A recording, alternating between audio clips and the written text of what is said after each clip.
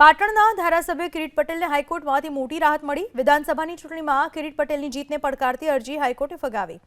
2022ની વિધાનસભાની ચૂંટણીમાં કિરીટ પટેલની જીતને પડકારતી પિટિશન બાદ સ્પેશિયલ પિટિશન કરવામાં આવી હતી। સ્પેશિયલ પિટિશનમાં કિરીટ પટેલની હાર અને રાજુલ દેસાઈની જીત જાહેર કરવા દાદ મંગાઈ હતી। જો કે હારેલા ભાજપના ઉમેદવાર રાજુલ દેસાઈની સ્પેશિયલ પિટિશન હાઈકોર્ટે ફગાવી।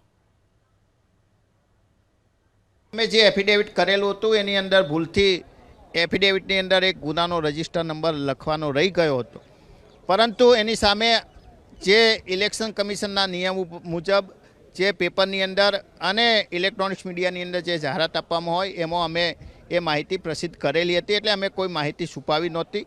આ બાબતે અમે નામદાર હાઈકોર્ટની અંદર ઇલેક્શન પિટિશન નંબર 9/2023 એ અમે પાર્ટી તરીકે જોડાઈ અને અમે ઇલેક્શન પિટિશન કરેલી અને અમે એવી માગણી કરેલી કે આ પિટિશન એ મેન્ટેનેબલ નથી, એટલે આ રિપોર્ટેબલ જજમેન્ટના લીધે ઘણી બધી ઇલેક્શન પિટિશનની અંદર એ રાહત થવાની છે અને આ ખોટી રીતે અરજીઓ કરવા ટેવાયેલા લોકો અને નામદાર કોર્ટનો સમય બગાડનાર લોકો સામે પણ એક સીમાચિહ્નરૂપ ચુકાદો આ નામદાર હાઈકોર્ટે જાહેર કર્યો છે। એના માટે અમે ન્યાયતંત્રનો પણ આભાર માનીએ છીએ।